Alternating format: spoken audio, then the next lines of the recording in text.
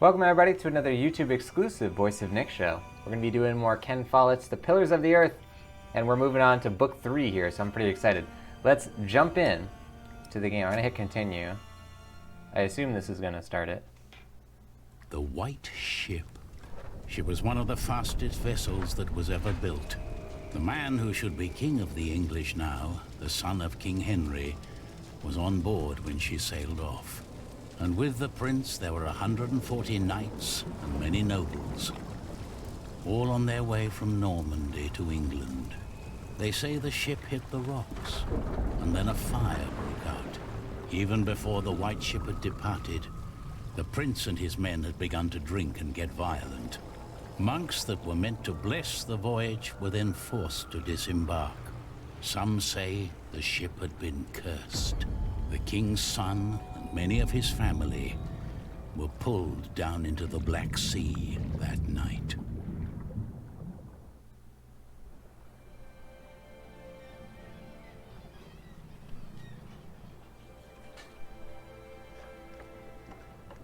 You're forgetting one important detail. Not only these monks, but also Stephen of Blois, the king's nephew, left the ship before it embarked. They say he got ill. That old rumor. The same Stephen who calls himself the King of the English now. What? That cannot be a coincidence. Yes, it can be. Of course he's king now. He survived. He is the king's nephew. What do you think, my lord? I think Stephen is a clever man. Clever enough to have his whole family perish. But why he would want to rule that godforsaken rock, I will never understand. What makes you say that? I love my country. Then why are you leaving? Well, because I want to see something new. I'll tell you what you're going to see. A proper country, where people know how to behave.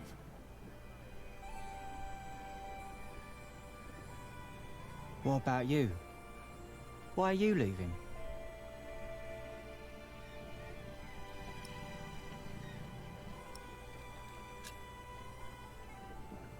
I'm looking for someone. For who? I guess I should stay out of other people's business. Forgive me. You English do talk a lot, don't you? I just don't know how to feel about leaving my country for the first time. I mean, how should anyone feel?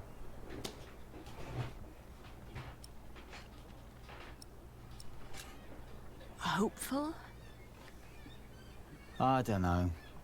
Maybe I'm just running away.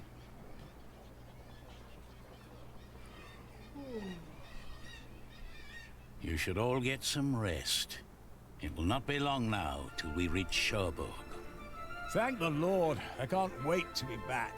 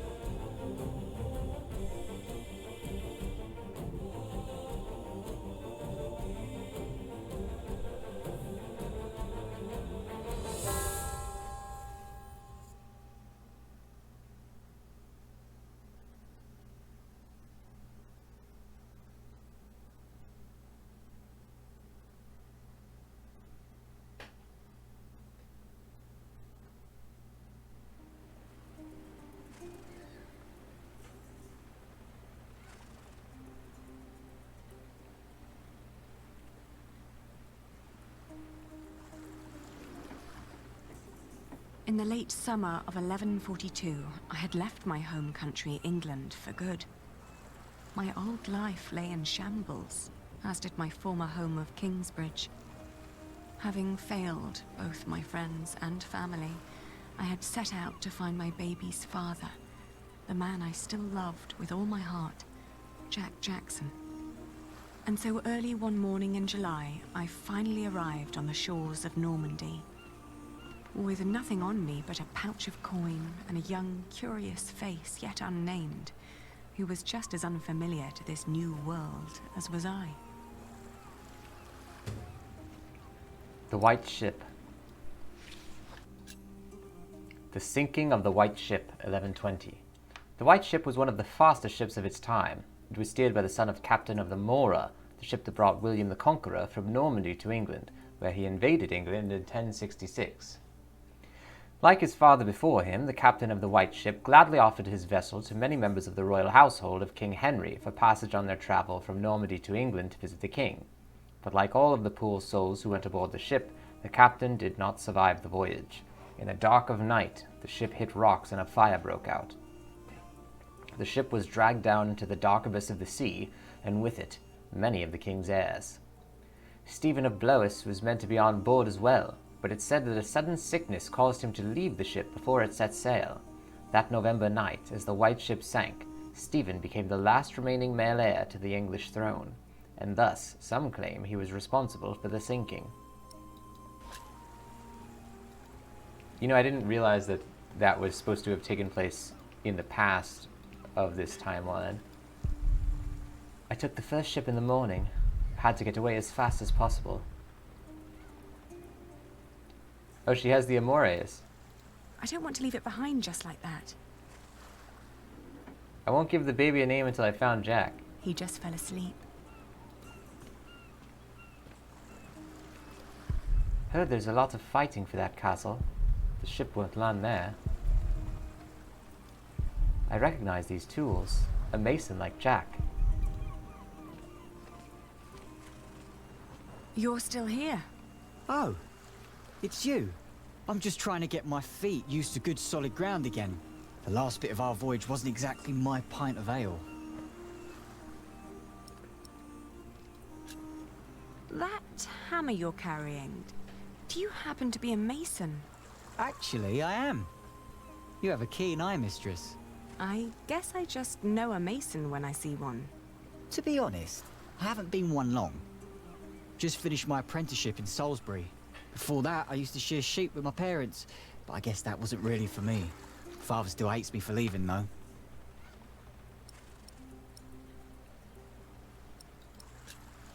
I left my old life as well. Scary, isn't it? To start off fresh and all that.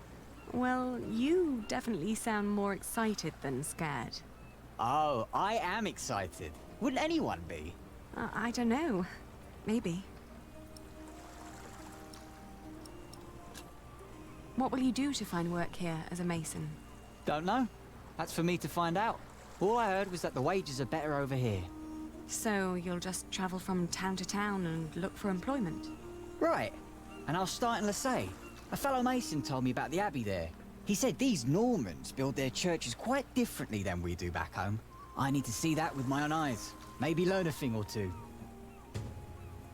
Maybe Jack went to see the abbey in Lasay.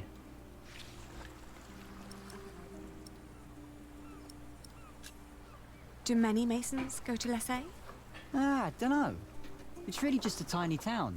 The mason who told me just happened to do some repairs there once. It's likely he told others as well. I'm looking for someone. A red-haired mason called Jack Jackson. He came to France about a year ago or so. A fellow mason, great. Unfortunately, I wouldn't know a thing. After all, I just arrived here with you. I know, but should you meet someone like that on your journey, tell him Aliena of Shiring is looking for him. All right. Jack Jackson. I'll keep an eye out for you. Thank you. Have a safe journey. Oh, thank you. You too. Will I ever find Jack again?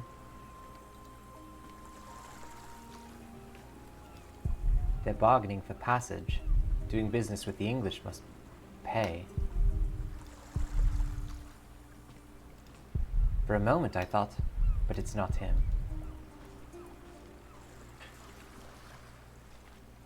Good day. I am looking for someone. A traveler who came through here last summer.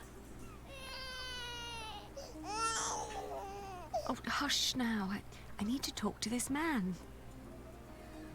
Looks young. He was born at the beginning of summer. What's his name? I haven't given him one yet. You should. He needs to know who he is. Makes growing up a lot easier.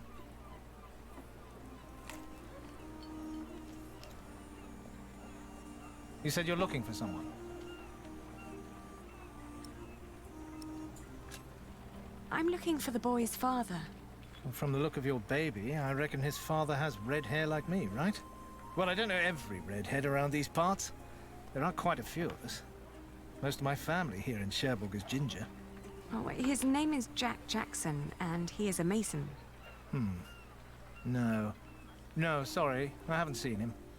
And I come here every day. Maybe Amay saw him. She helps the sailors get their cargo to the nearby towns. Carries travelers, too. I'll ask her. Thank you.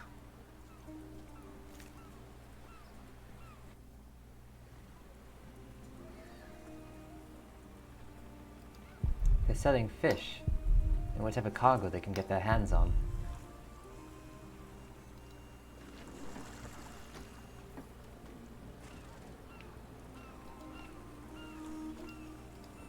Appears to be her coach.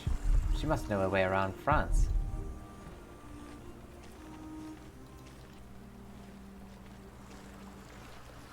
Hey, you. That's quite a bundle you got there. Where are you headed?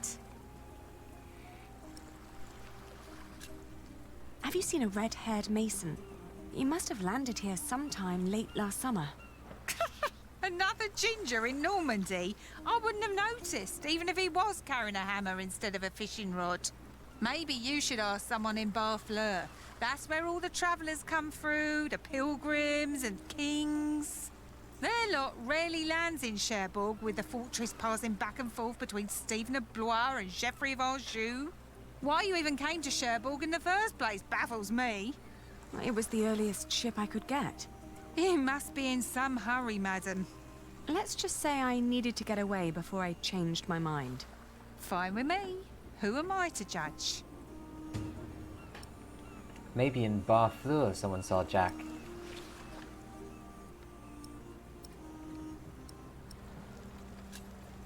What other routes are there besides going through Barfleur? Oh, I don't know, really. You need to ask the locals about that. But Barfleur sounds like a good place to start. Shake my hand and I'll take you there. Do you know the road to Lessay? Been there, seen it. But I hope you're not planning to go there on foot. Tell you what, you give me some coins and I'll treat you to me wagon. You can even change your destination once we're on the road, what'd you say? All right. Take me out of town. All right. Where'd you need to be? Whoa. Hey, there's Le Mans. I just watched the Ford vs Ferrari. Well, not just, but 3 months ago. Go to Barfleur, the main port into France. Visit the Abbey in Lessay. I feel like Barfleur we should do first. We went to Barfleur, a scenic port town built on granite. It was the biggest harbour in Normandy and the main entry point for the Normans to their new possession of the Isle of England. I talked to some of the sailors and fishermen, but no one had remembered seeing Jack. How could they?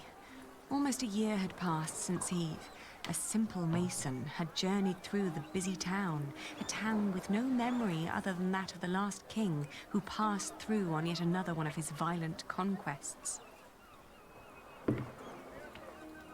Maybe I was approaching this the wrong way. What had drawn him to France in the first place? The distance to Kingsbridge? Or something specific? What was my lead?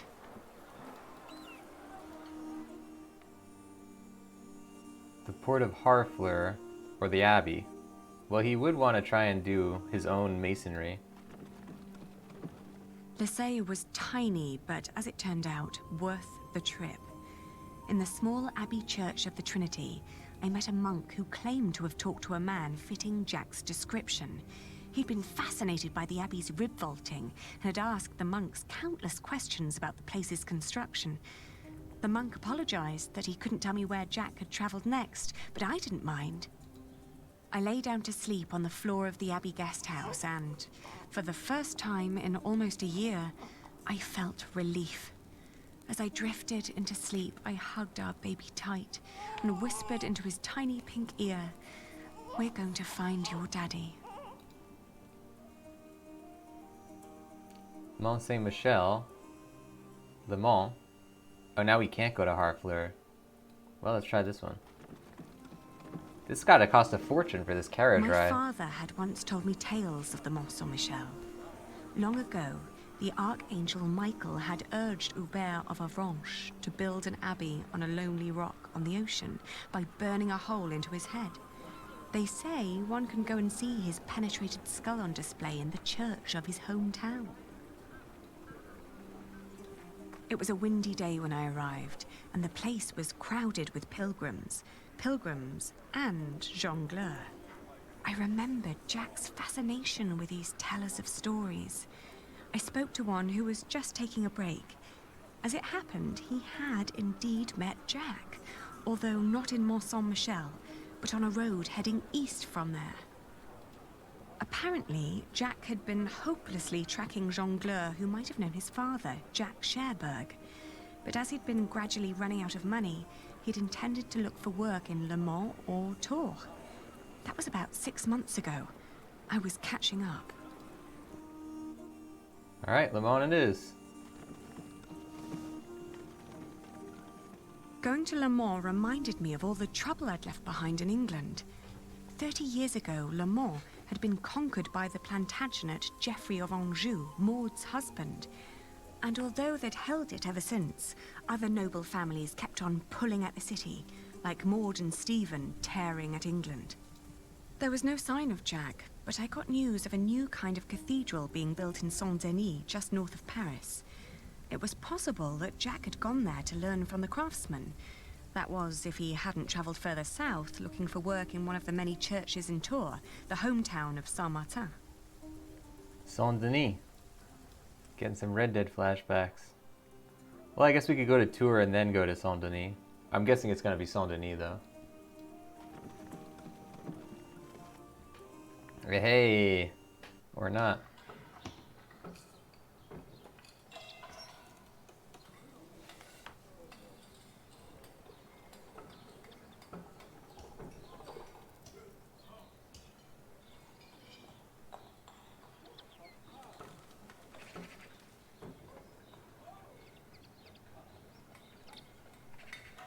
Alright, ladies and gents, we have a lead, and it looks promising. Let's save that for the next one. If you're not already, make sure you're subscribed on this YouTube channel, where you can see these Pillars of the Earth episodes come out every Tuesday, Thursday, Saturday, and Sunday, 4 times a week. I'll see you guys for the next one. Thank you for watching, and bye-bye.